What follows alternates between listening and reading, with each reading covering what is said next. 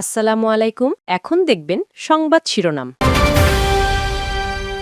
রংপুরে মুক্তিযোদ্ধা যোগেশ চন্দ্র ও তার স্ত্রীকে হত্যার ঘটনায় এক শিক্ষার্থী গ্রেপ্তার।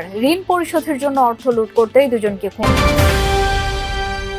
চাঁদপুরে দুটি আসনে মনোনয়ন নিয়ে বিভক্ত বিএনপি তৃণমূল, প্রার্থী পরিবর্তনের দাবিতে অব্যাহত কর্মসূচি, ভোটের মাঠে প্রভাব পড়ার শঙ্কা। শীতের শুরুতেই নাটোরের গ্রামাঞ্চলে খেজুর গুড় তৈরির ধুম। ব্যস্ত সময় কাটছে গাছিদের, সরবরাহ হচ্ছে জেলার বাইরেও। রাজশাহী শিশু সাজিদের দাফন, এমন বিদায় মেনে নিতে পারছে না পরিবার, স্বজন, এলাকাবাসী কেউই। গ্রামের বাড়িতে মাতম।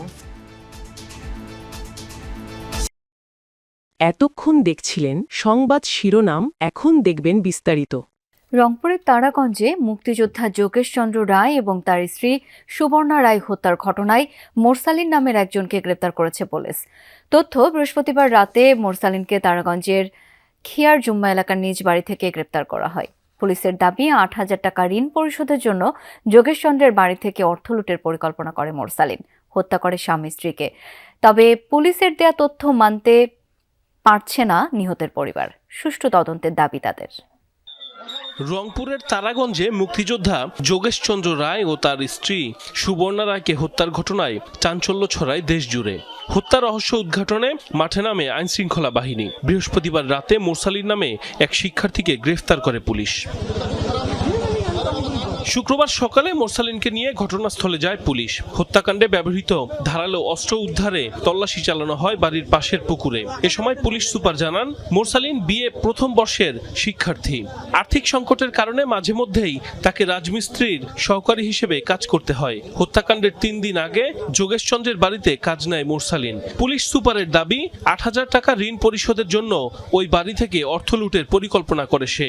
সেই পরিকল্পনা অনুযায়ী স্বামী স্ত্রীকে হত্যা করে মোরসালিন। ৮,০০০ টাকা দেনা ছিল, এই দেনাটা পরিশোধ করার জন্যই এই বাড়িতে সে এই খুনের ঘটনার আগে ইমিডিয়েট পূর্বে ৩ দিন ধরে এখানে সে টাইলসের কাজ করেছিল। কোনো উপায়ন্তর না পেয়ে তখন তার বাড়িতে থাকা ওই কুড়ালটা, যে কুড়ালটা দিয়ে হত্যা করা হয়েছে, সেই কুড়ালটা নিয়ে সে এই কাজটা করে। মোরসালিন পেশাদার খুনি নয়, জানান পুলিশ সুপার। নিজ বাড়ি থেকেই তাকে গ্রেফতার করা হয়। যখন আমরা ওর বাসা থেকে নিছি, নেওয়ার পরে আপনার না হলেও ৩-৪ ঘন্টা পরে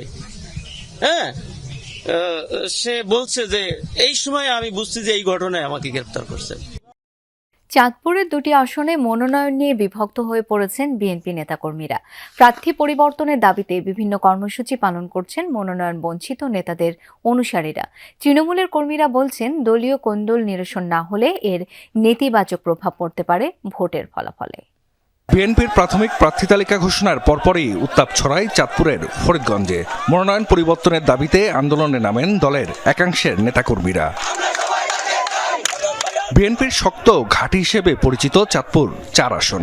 এখানে প্রাথমিকভাবে দলের মনোনয়ন পেয়েছেন সাবেক এমপি হারুনুর রশিদ। কর্মী সমর্থকদের নিয়ে চষে বেড়াচ্ছেন নির্বাচনী এলাকা। অন্যদিকে উপজেলা বিএনপির আহ্বায়ক এম এ হান্নানকে মনোনয়ন দেওয়ার দাবিতে বিভিন্ন কর্মসূচি পালন করছেন তার অনুসারীরা। এতে প্রকাশ্যে এসেছে দলীয় কোন্দল। ঐক্যবদ্ধ না হলে আসন্ন নির্বাচনে চ্যালেঞ্জের মুখে পড়তে পারে ধানের শীষ, এমনটাই বলছেন তৃণমূলের কর্মীরা। যেহেতু দুজন দুই দিক থেকে দলীয় একটা মনোনয়ন পাওয়ার বিষয় নিয়ে দৌড়াদৌড়ি করছে, সেখানে অবশ্যই দলের একটা সমস্যা হয়। আমরা ব্যক্তি নির্বাচন করব। গ্রাম বাংলার ঐতিহ্য শীতের সকালের মিষ্টি খেজুর রস। শীতের শুরুতেই খেজুর রস সংগ্রহের চিরাচরিত সেই দৃশ্যের দেখা মিলছে নাটোরে। গাছ কাটা, রস সংগ্রহ আর গুড় তৈরিতে ব্যস্ত সময় পার করছেন এখানকার গাছিরা। স্বাদ ও মান ভালো হওয়ায় এখানকার গুড়ের চাহিদাও বেশ। কুয়াশায় মোড়া ভোর, প্রকৃতিতে নিজের আগমনী জানান দিচ্ছে শীত। আর শীতের সাথে জড়িয়ে আছে গ্রাম বাংলার ঐতিহ্য, খেজুর রসের উষ্ণতা, মিষ্টি গুড় আর পিঠাপুলির পসরা, বাঙালির অবিচ্ছেদ্য ভালো লাগা।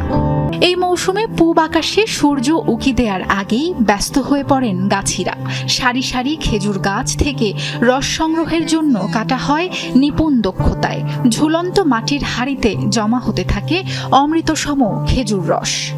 আমাদের এই খেজুর গাছটা পরিচর্যা করি কাতি মাস থেকে। অগ্রহণ মাসে এসে আমরা এই খেজুর গাছে হাঁড়ি দেই। ফজরের নামাজের পরে থেকে আমরা গাছের রস নামাইতে লাগি, আমরা গাইছি আমার 2 ছেলে দিয়া 135টা গাছের রস নামাই। এই রসগুলি নিয়ে আবার জাল করতে হয়, জাল করার পরে কত গুণ হয়। সময় মতো রস সংগ্রহ করে নিয়ে যান গাছিরা। এরপর শুরু হয় জাল দেওয়ার কাজ। গনগনে আগুনে ফুটিয়ে তৈরি হয় সুস্বাদু গুড়, যা স্থানীয় চাহিদা মিটিয়ে পাঠানো হয় দেশের বিভিন্ন প্রান্তে। এবার কেজি প্রতি গুড় বিক্রি হচ্ছে 160 থেকে 180 টাকা দরে। সুন্দর ভাবে জাল করি, যেটা মানে কোনো কেমিক্যাল মুক্ত আর কি তৈরি করা হয়। খেজুরের রস দিয়ে এবং গুড় দিয়ে অনেক ধরনের পিঠা তৈরি করি, যেমন কুলি পিঠা, ভাপা পিঠা। এরপর আবার বেরিয়ে পড়েন গাছিরা। ভালো মানের রস সংগ্রহে সন্ধ্যা পর্যন্ত গাছের পরিচর্যা করা হয়। রসের ক্ষীর, পায়েস আর নানান রকম। রাজশাহীতে পরিত্যক্ত গভীর নলকূপের গর্তে পড়ে নিহত শিশু সাজিদের দাফন সম্পন্ন হয়েছে। সকালে তানোরের কোয়েলহাট গ্রামে হয় সাজিদের জানাজা। এরপর বাড়ির পাশে কবরস্থানে সমাহিত করা হয় তাকে। শিশুটির এমন বিদায় মেনে নিতে পারছে না কেউই। সাজিদের বাড়ি জুড়ে শোকের মাতম। বুধবার দুপুরে বাড়ির সামনের মাঠে মায়ের সাথে হাঁটতে গিয়ে পরিত্যক্ত গভীর নলকূপের গর্তে পড়ে যায় সাজিদ। বিষয়টি জানাজানির পর থেকেই উদ্বেগ উৎকণ্ঠায় প্রহর গুনতে থাকে দেশবাসী। টানা 32 ঘন্টা ফায়ার সার্ভিসের উদ্ধারকর্মীদের চেষ্টার পর শিশুটিকে উদ্ধার করা হয়। এরপর হাসপাতালে নিলে সাজিদকে মৃত ঘোষণা করেন চিকিৎসক। উদ্ধারকর্মীরা জানান, ভূপৃষ্ঠ থেকে প্রায় 45 ফুট গভীরে ছিল শিশুটির অবস্থান। দাদা বললাম যে ডাক্তারের কাছে নিয়ে যায়, ওর মানে জ্বর, সর্দি, কাশি, ওষুধ নিয়ে এসো বলে ওই সাওয়ালেকে আমি ওর দাদার কাছে রাখে আমি তানোরে গেছি। এর মধ্যে এসব হয়েছে। আমরা শিশুটিকে উদ্ধার করতে পারলেও জীবিত উদ্ধার করতে পারিনি। আমাদের সর্বোচ্চ চেষ্টা ছিল যেন আমরা দ্রুততম সময়ে এবং শিশুটিকে জীবিত এবং অক্ষত অবস্থায় যেন উদ্ধার করতে পারি।